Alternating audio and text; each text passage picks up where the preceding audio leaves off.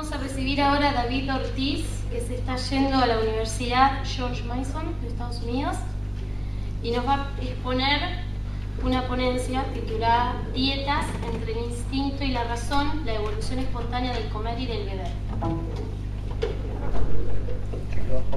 Sí.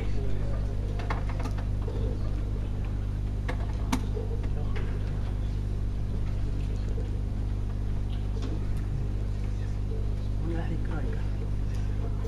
Sacarlas, sí. Todo como lo va a enseñar. Lo va a enseñar. Bueno, muchas gracias, buenas tardes.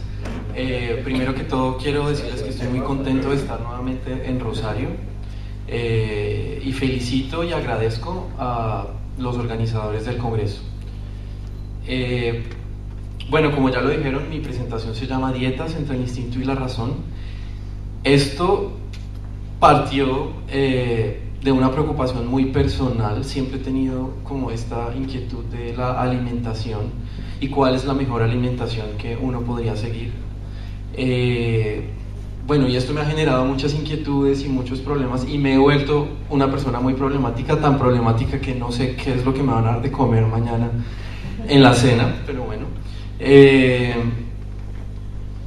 Y entonces leyendo la literatura, alguna de la literatura que hay disponible sobre el tema, me he dado cuenta lo difícil que es lograr un consenso científico alrededor del tema. Y esto lo uní con algo que esta mañana dijo Roberto Dania, y es, bueno, está muy bien lo que dijo Hayek, está muy bien lo que dijo Mises, pero pues no podemos quedarnos discutiendo de qué fue lo que dijo uno y qué fue lo que dijo otro y discutiendo, pues, sino que hay que perderle el respeto un poco a los grandes maestros. Y digamos que mi forma de perder el respeto es dando un ejemplo de cómo podríamos aplicar el principio de evolución espontánea de Hayek a un tema específico, y al mismo tiempo el objetivo de mi presentación es, pues más que decirles a ustedes cómo deben comer, es proponer una agenda de investigación sobre el tema que se base en el principio de evolución espontánea de Hayek. Alguien decía que Hayek, las ideas de Hayek son muy buenas por supuesto, pero tienen el problema de que como Hayek no dio muchos ejemplos, entonces tal vez el éxito de estas ideas hubiera sido más si Hayek hubiera dado más ejemplos sobre lo que él en realidad quería decir. Entonces, simplemente recordemos que para Hayek las instituciones sociales son el producto de las acciones humanas, pero no del diseño humano. El ejemplo común que da Hayek, uno de los ejemplos, los mejores ejemplos que da Hayek, es el ejemplo del lenguaje. Entonces, él explica cómo, de alguna manera, acciones individuales que se han dado a lo largo de un lapso muy grande de tiempo, generaron unas reglas, generaron unas formas de comunicación, que es lo que conocemos hoy como los idiomas. Entonces, casi ningún idioma fue creado deliberadamente por una mente consciente, sino que todos los idiomas han sufrido una evolución a lo largo del tiempo, y esa evolución que han surgido los idiomas a lo largo del tiempo, los seres humanos no están conscientes de las particularidades de esta evolución o de los elementos específicos del idioma, pero igual pueden hablar. ¿Y por qué pueden hablar? Pues porque han incorporado esas reglas del idioma, esas reglas de manera subjetiva, y han incorporado esas reglas, y al incorporar esas reglas pues pueden hacer un uso del idioma sin tener conciencia de esas reglas. Entonces está el típico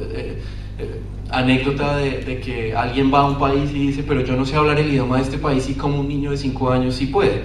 Entonces el niño de 5 años sí puede hablar ese idioma pues porque ha vivido en ese país y ha incorporado esas reglas, aunque las ha incorporado de forma tácita y él no es consciente de esas mismas. Después, cuando uno crece y estudia español o estudia algún idioma, uno se da cuenta de forma, o sea, se vuelven más explícitas cuáles son las reglas por las cuales uno se comunica.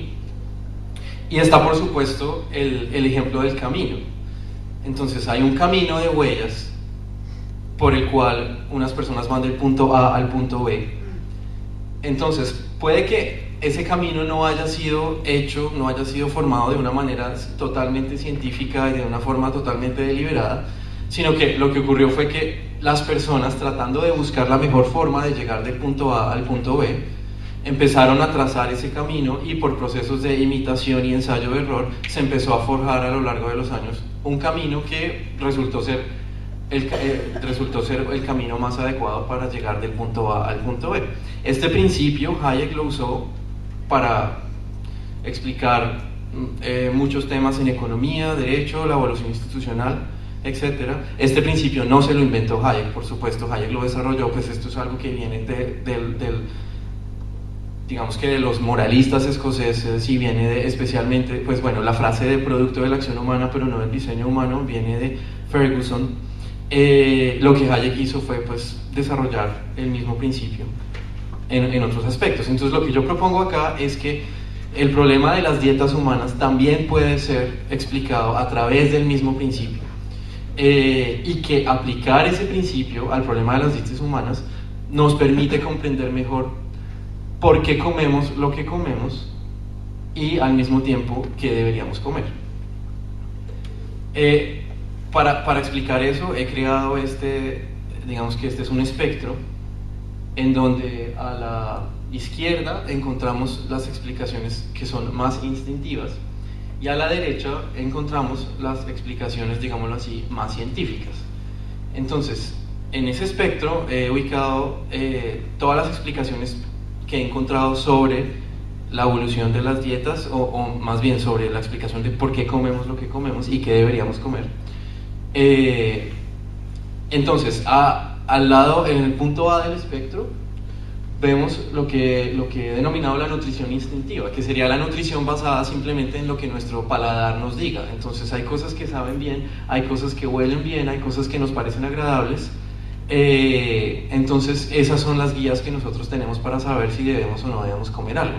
Eso por supuesto ha demostrado no ser una guía muy buena para hacerlo, porque así las cosas sepan bien, eso no quiere decir que sean buenas, así las cosas sepan bien no quiere decir que no sean venenosas.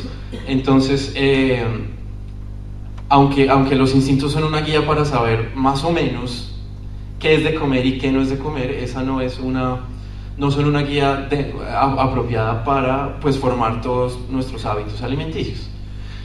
Sin embargo, encontré una explicación que es un poco más sofisticada, que sin embargo se basa mucho en la genética, que es la explicación paleolítica.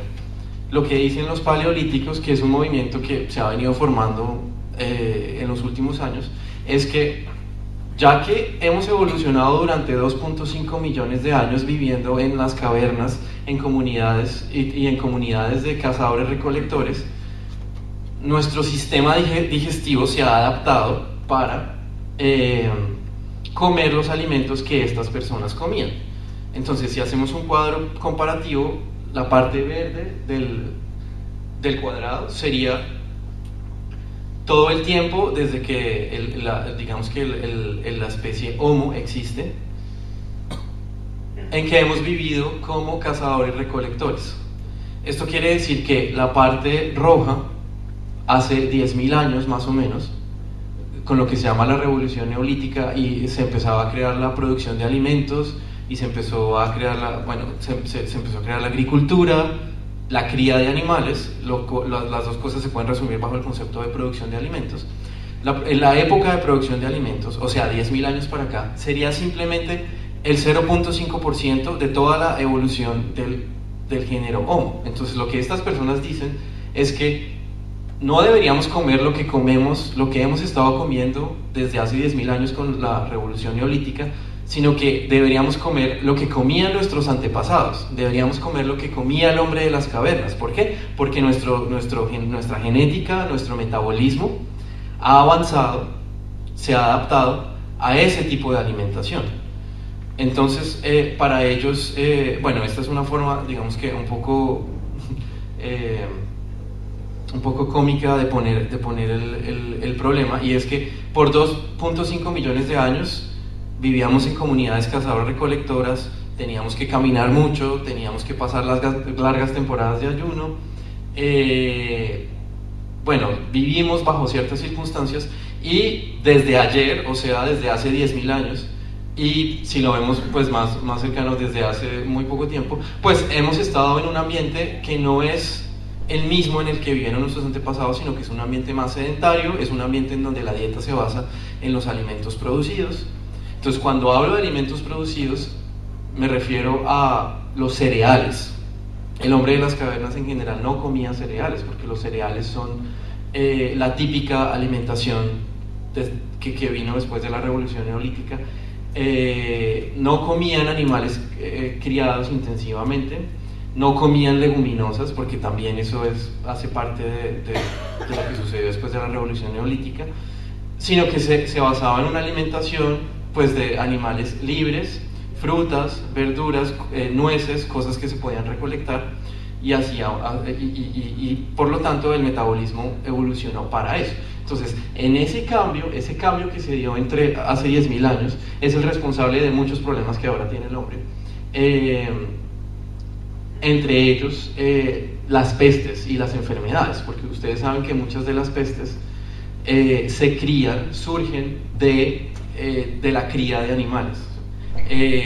Y bueno, hay gente que va mucho más lejos y dice que la culpa del calentamiento global también es de esto, porque esto ha hecho que podamos tener más población, y más población consume más recursos.